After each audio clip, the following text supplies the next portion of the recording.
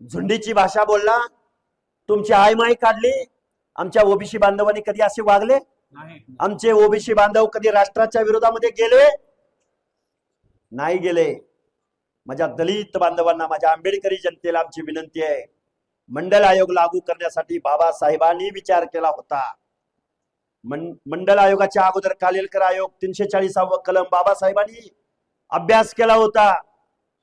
हा मंडल आयोग लागू करण्यासाठी रामविलास पासवानांपासून, शरद यादवांपासून, लालू प्रसाद यादवांपासून, बाळासाहेब आंबेडकरांपासून, अरुणजी कांबळेंपासून, महाराष्ट्रातले दिबा पाटील, महाराष्ट्रातले बबनराव डाकणे, महाराष्ट्रातले गोपीनाथरावजी मुंडे, महाराष्ट्रातले शिवाजीराव बापू शेंडगे, अण्णासाहेब डांगे,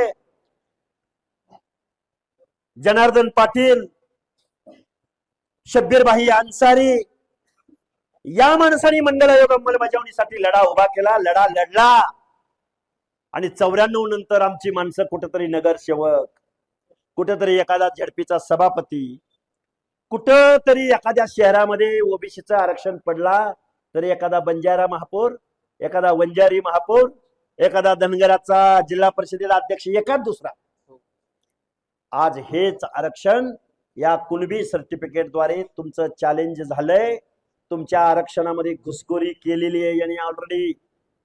आणि मुख्यमंत्री महोदय, अनेक चोरांच्या टोळ्या आम्ही बघितल्या, कमिशन एजंटच्या टोळ्या बघितल्या, ऊसतोडीच्या टोळ्या बघितल्या, अनेक टोळ्या बघितल्या, पण महाराष्ट्रामध्ये आता जात चोरणाऱ्यांची टोळी मुंबईला आली।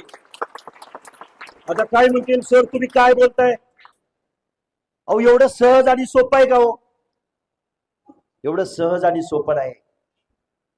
400 वर्षाच्या कालावधीमध्ये या व्यवस्थेमध्ये ज्यांना गावच्या ग्रामदैवताच्या गाभाऱ्यात प्रवेश नाकारला, त्या माणसांना सुद्धा या लोकशाहीमध्ये, या माझ्या भारतामध्ये माणूस म्हणून जगण्याचा अधिकार, मग तो दलित असेल, मग तो आदिवासी असेल। आणि ओबीसीचं आरक्षण चॅलेंज करण्याचा हा पहिला प्रयत्न नाही बाबांनो। एक शेवटचं उदाहरण तुम्हाला